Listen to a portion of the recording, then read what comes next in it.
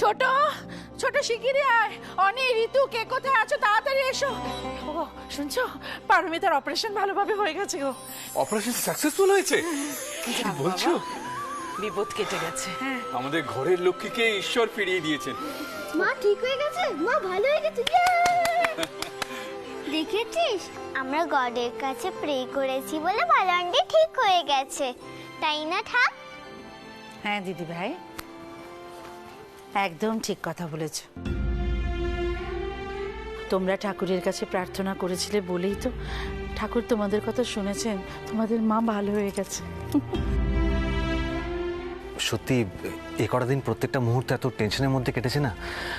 যাই হোক, ভালোদের সঙ্গে সবসময় ভালোই হয়, বলো জেম্মা? তাদেরকে বিনা কারণে শাস্তি পেতে হয় না, তাই না? একদম ঠিক। ভালো মানুষের মাথার উপর সবসময় ঈশ্বরের হাত থাকে, এটা জানবি। যাকে অনেকক্ষণ হয়ে গেল বাচ্চা দুটো কিছু খায়নি, আমি বরং ওদের কিছু খাইয়ে দিই। হ্যাঁ চলো চলো চলো চলো, আমিও যাবো। ওদের খাইয়ে আমাকে একটু চা দিও, কেমন? আচ্ছা দেবো। চলো চলো চলো চলো চলো চলো চলো। মা, নতুন দিদি এখন সেরে গেছে, এখন আর এই বাড়িতে পুলিশ টুলিশ আসার ঝামেলা রইল না, বলো? কেন এরকম হতে পারে যে ওই ছেলেটাকে আবার এই বাড়িতে নিয়ে এসে জিজ্ঞাসাবাদ করবে কি করবে না সেটা জানি না, তবে সৃজা আর পারমিতাকে আলাদা করে জিজ্ঞাসাবাদ করতে পারে। হ্যাঁ, এখনো এই বাড়িতে পুলিশ আসার সম্ভাবনা আছে বলছো? কি দরকার ছিল বলো তো মা, আবার এই সমস্ত খুঁচিয়ে ঘা করার? সব তো মিটে গেছিল, সব ঠিক ছিল, কি দরকার ছিল? আবার যদি কিছু করতে কেউটা বেরিয়ে যায়, আবার যদি অনেকে নিয়ে কেউটা। হ্যাঁ, অনিকে নিয়ে কেন টানাটানি করবে এইসবের মধ্যে? কি যে বলো না তুমি। হ্যাঁ হ্যাঁ মা, অনি না আমাকে কিছুক্ষণ আগে ডেকেছিল, কি এটা বলবে? না না, এই যে বলছিলে তুমি। হ্যাঁ বলছি, আমি এসেই বলছি, ভুলে গেছিলাম, মা আসছি না। এই অনি,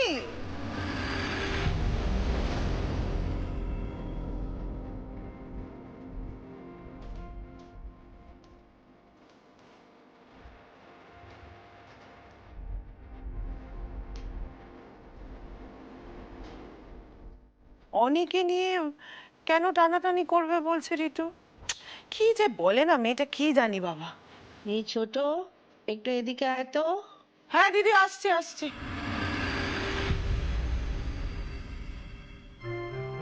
কি কি হয়েছে রে? জানো, এক্ষুনি আমি একটা বিশাল বড় কেস খেয়ে যাচ্ছিলাম। মানে? হ্যাঁ, মানে তোমার মায়ের সামনে বলে ফেলছিলাম যে এই নতুন দিদি পুলিশের কেসটা তুমিও ফাঁসতে। কি? এটা তুমি মায়ের সামনে বলে ফেলছিলে? ঋতু, দয়া করে না, তুমি তোমার মুখটা বন্ধ রাখো, একটু কম কথা বলতে পারো না তুমি?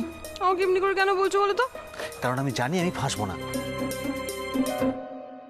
যে কোনো অন্যায় করে না তাকে ভগবান শাস্তি দেয় না। দেখলে না, বৌদি ভাই এত ভালো বলেই এত বড় একটা বিপদ কিরকম কাটিয়ে উঠলো। আরে আমরা তো এই কথাটি আলোচনা করছিলাম, তখন শোনো নি? জিম্মাও তো একই কথা বললো। এত ভালো ভালো করো না তো, এত ভালো ভালো করো না, আর সবসময় শুধু বৌদি ভাই এবার একটু বন্ধ করো। বেশ, করবো করবো। আর আমি কালকে বৌদি ভাইকে হসপিটালে দেখতেও যাব। তুমি তো আর যাবে না? কি কি কি হাসপাতালে তুমি যাবে? হ্যাঁ। ওখানে পুলিশ আসা যাওয়া করছে, এইটুকু খবর রাখো। পুলিশ এসছে তো আমার বইই গেছে। শোনো ঋতু, আমি না লুকিয়ে থাকবো না। আমি জানি আমি কোনো ভুল করিনি, পুলিশ আমায় ধরবে না। আমি বৌদি ভাইকে দেখতে যাবই।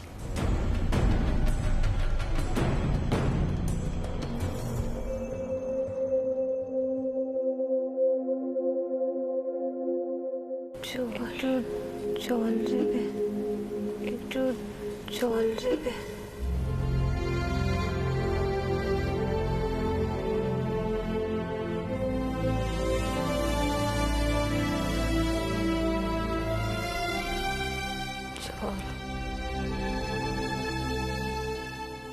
জল, একটু জল দাও।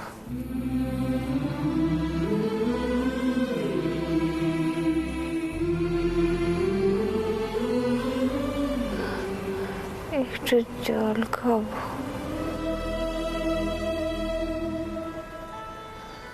জল।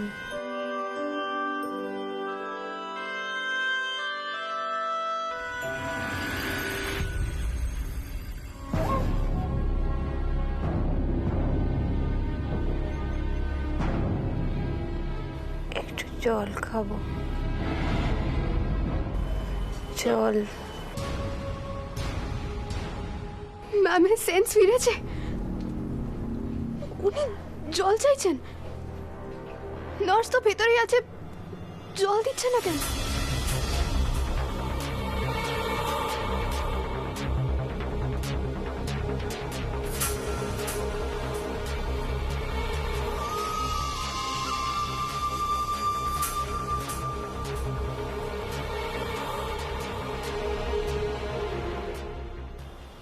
একটু জল খাবো।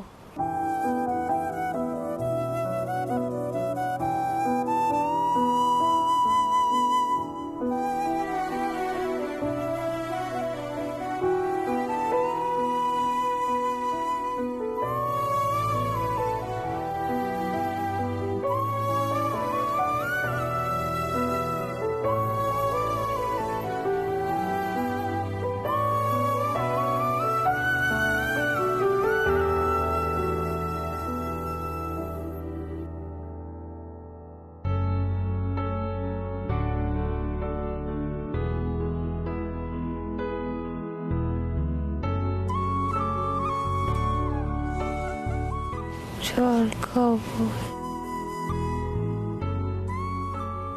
একটু জল খাবো।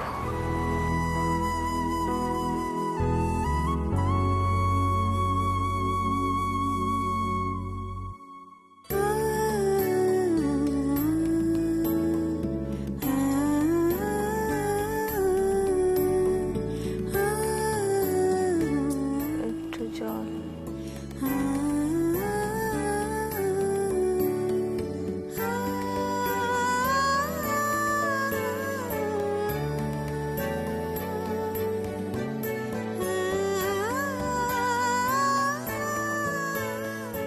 কেন আমাদের মাঝখানে ঢুকছেন? বাইরে যান, সবাই আছে। না করে দিন বিয়ে। আপনি আমাকে আর আমার মাকে আমার মতো থাকতে দিন। আপনি এটা মনে রাখবেন যে আপনি আমার আর আমার মায়ের কেউ না। সৃজা, সৃজা কোথায় গেল?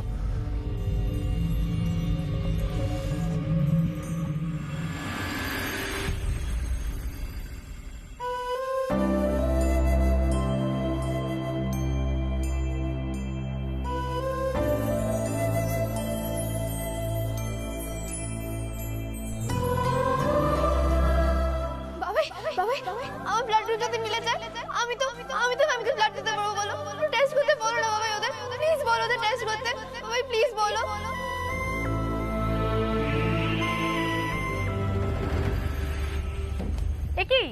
কি করছেন আপনি? কি করছেন আপনি? যেটা আপনার করার কথা ছিল। পেশেন্ট এখানে জল চাইছে আর আপনি ঘুমাচ্ছেন।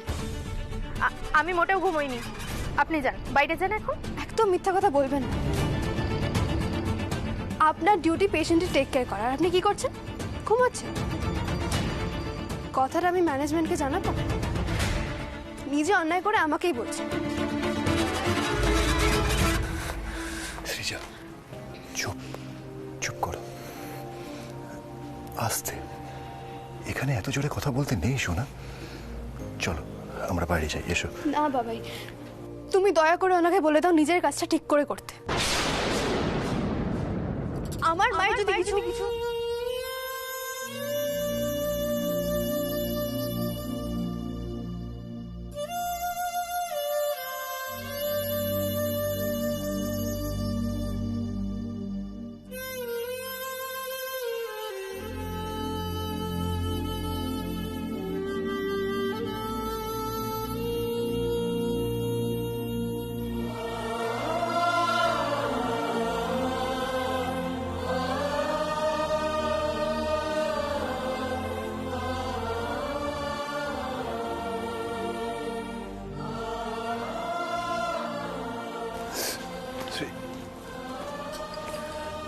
নার্স,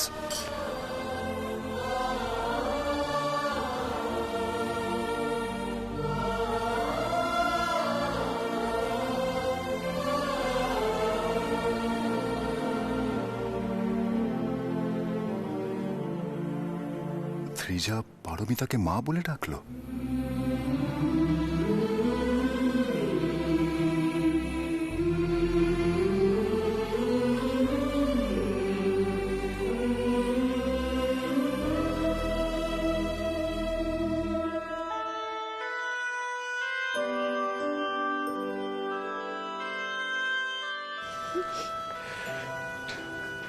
সৃজা, তুমি ভিতরে পারমিতাকে মা বলে ডাকলে, তাহলে তুমি কি পারমিতাকে মা বলে মানতে পেরেছ?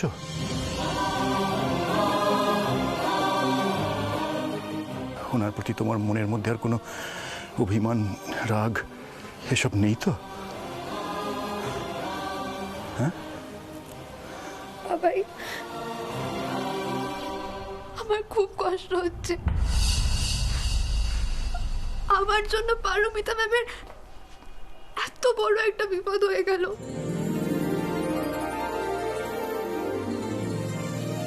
আমাকে বাঁচাতে গিয়ে পারমিতা ম্যাম নিজের সবটা দিয়ে দিলেন। ম্যামের যদি কিছু হয়ে যায়, কুট্টুস, কুঞ্জার, তোমার তো খুব কষ্ট হবে না? আমার খুব গিল্ট ফিল হচ্ছে বাবাই। আমার দোষের জন্য ম্যামের এত বড় একটা বিপদ হয়ে গেল। না সৃজা, না, তোমার জন্য কিচ্ছু হয়নি সোনা। We are all proud of you. তুমি তুমি পারমিতার লাইফ সেভ করেছো। পারমিতার তুমি সুস্থ আছো, ভালো আছো, এটা আমার কাছে, আমাদের সবার কাছে শান্তির।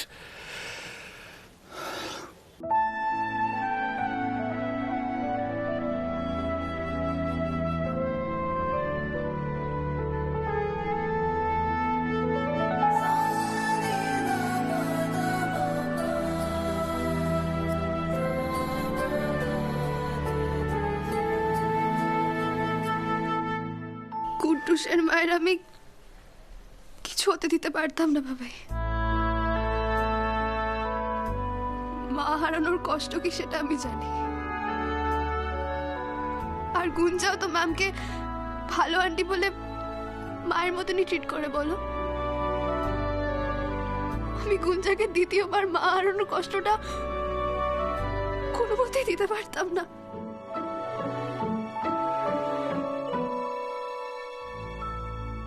আমি কুট্টুস আর গুঞ্জার জন্য কোনো মতেই পারমিতা ম্যামকে চলে যেতে দিতে পারতাম না বাবাই। কিছুতেই না, কিছুতেই পারতাম না।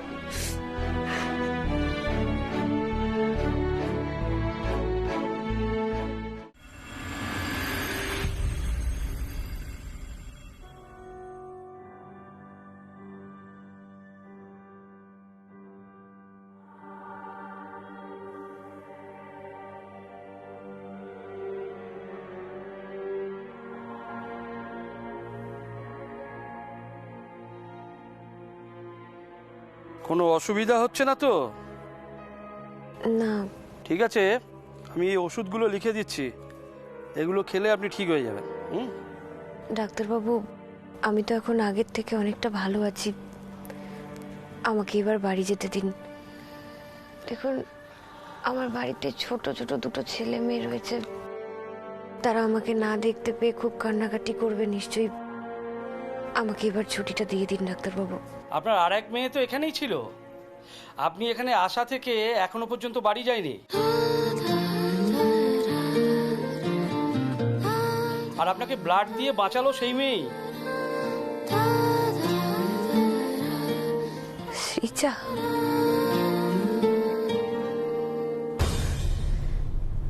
সৃজা আমাকে বাঁচিয়েছে।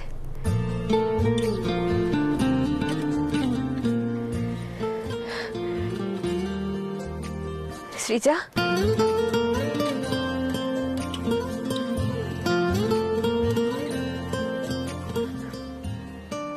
এদিকে এসো।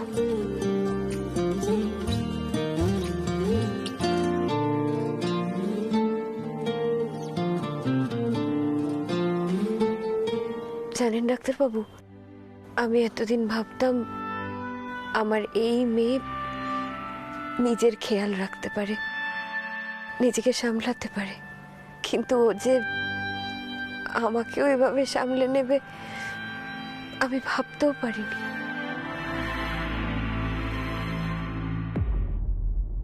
সৃজার জন্যই কিন্তু আপনি প্রাণ ফিরে পেয়েছেন।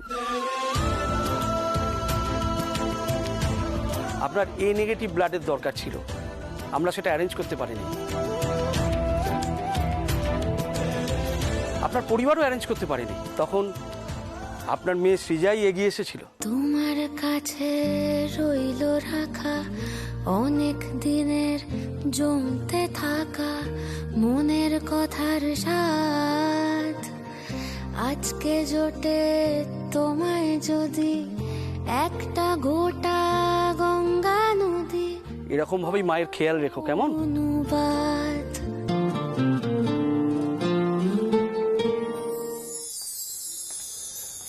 Good morning doctor. Very good morning. Good morning Paramita. Good morning.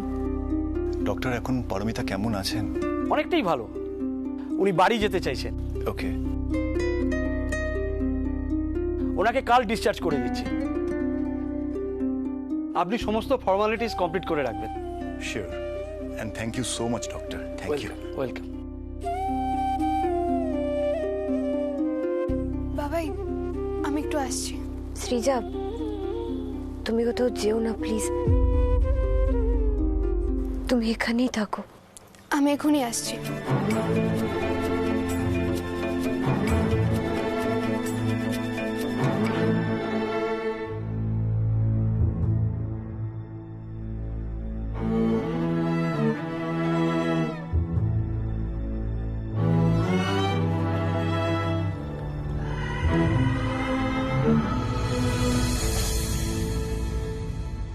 Paromita, এখন আপনি কেমন ফিল করছেন? এখন আমি ভালো আছি। আমি জানি না পারমিতা, এটা এনাফ কিনা, একেবারেই না। আমি আপনাকে কি বলবো, কিভাবে বলবো আমি জানি না।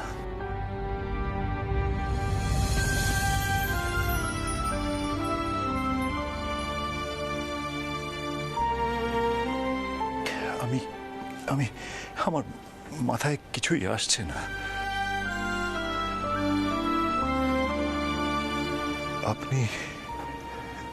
আপনি নিজের জীবনের ঝুঁকি নিয়ে সৃজার প্রাণ বাঁচিয়েছেন, আমার মেয়ের প্রাণ বাঁচিয়েছেন। মিস্টার গাঙ্গুলি, আত্রি থাকলেও তো এই একই কাজ করতো।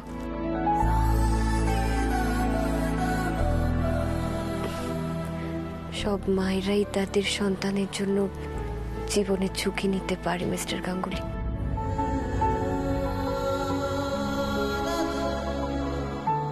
আসতে পারি?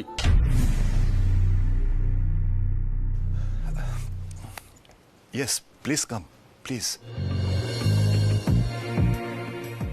Good morning missus Ganguly. Good morning.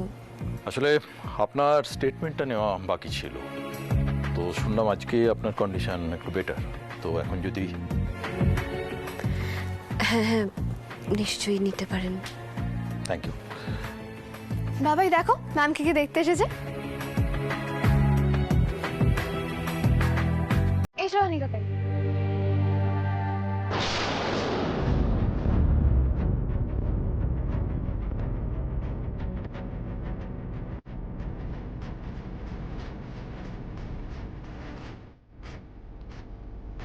দাঁড়ান।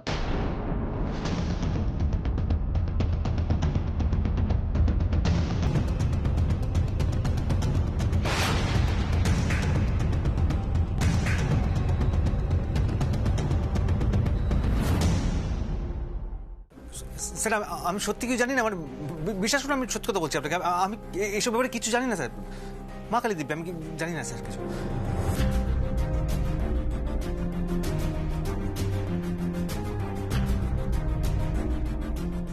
কি ব্যাপার, আপনি এত টেনসড হয়ে গেলেন কেন?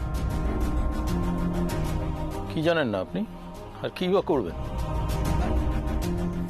মানে আপনি আমাকে দাঁড়াতে বললেন, তাই আমি তাই তো আপনি আমাকে দেখে চলে যাচ্ছিলেন সেই কারণে। আপনি দেখা করতে এসেছেন, একটু ওয়েট করুন। আমার স্টেটমেন্টটা নেওয়া হয়ে গেলে আপনারা কথা বলতে পারেন।